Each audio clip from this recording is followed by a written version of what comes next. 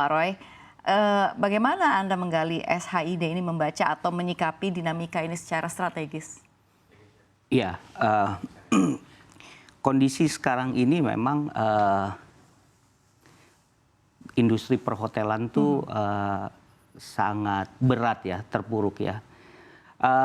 Hal ini di-trigger dari kebijakan pemerintah yang melakukan efisiensi atau pembatasan kegiatan, baik itu seremonial, seminar, maupun kegiatan lain yang ada di hotel. Sehingga hal ini sangat berdampak buruk terhadap kita industri perhotelan. Dan juga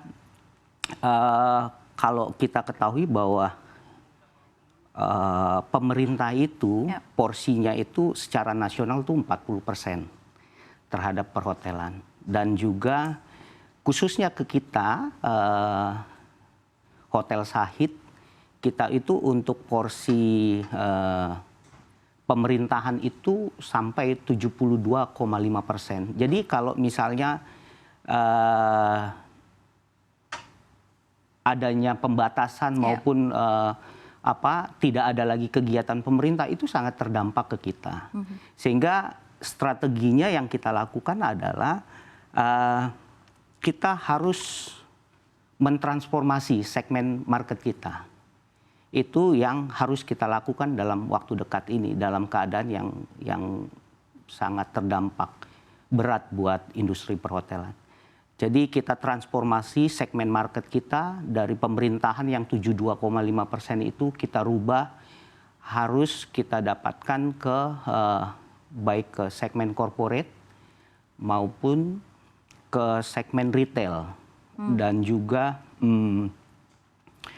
travel agent. Nah, kita ubah ke sana supaya paling tidak kita bisa berkelanjutan ya, bertahan. Tapi kalau Anda sebut begitu ya, ini kan akan bertransformasi di segmen market dari korporasi, retail dan juga travel agent. Tapi kan kita nggak bisa pungkiri juga ini daya beli masyarakat juga sedang menurun begitu. Nah, ini seperti apa Anda menyikapinya? Ya, betul. Dengan jadi dampak dari kebijakan pemerintah ini juga terdampak juga terhadap daya beli masyarakat. Itu semakin memperparah keadaan industri perhotelan ya. Apalagi tidak hanya itu, ada kebijakan pemerintah tuh yang satu menaikkan tarif PDAM. Itu PDAM naik 71%. Terus kalau kita nilai UMP naik juga 9%-an.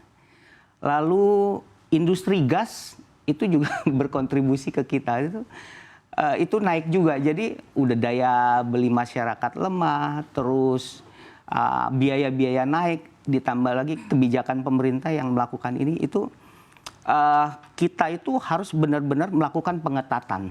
Pengetatan tuh artinya adalah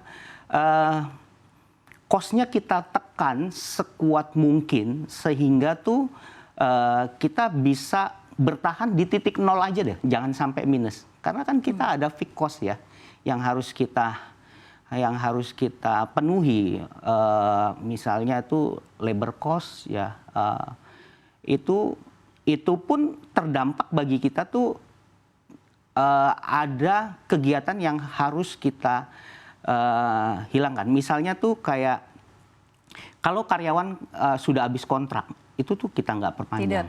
Tidak perpanjang. Terus lagi kita lakukan itu unpaid leave, cuti yang tidak dibayar, unpaid leave. Terus hari kerjanya tuh kita kurangin. Nah, itu kita lakukan bertahap. Tapi ujungnya kalau memang nggak kuat lagi ya kita harus lakukan PHK. Itu udah yang paling terakhir kita harus lakukan itu juga. Lalu artinya itu merupakan respon begitu ya terhadap efisiensi pemerintah yang mendorong efisiensi di hampir semua lini industri termasuk industri perhotelan begitu.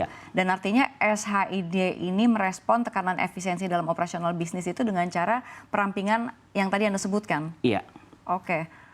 Apakah ini kalau kita bicara soal industri kita sebut saja PHRI begitu ya, Asosiasi Perhotelan Indonesia. Apakah itu cukup fair?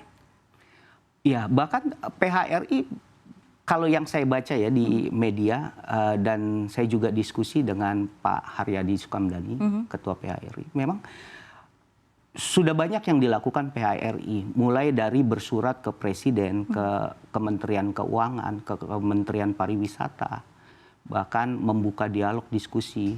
Ya, memang responnya belum terlalu itu ya, terlalu cepat.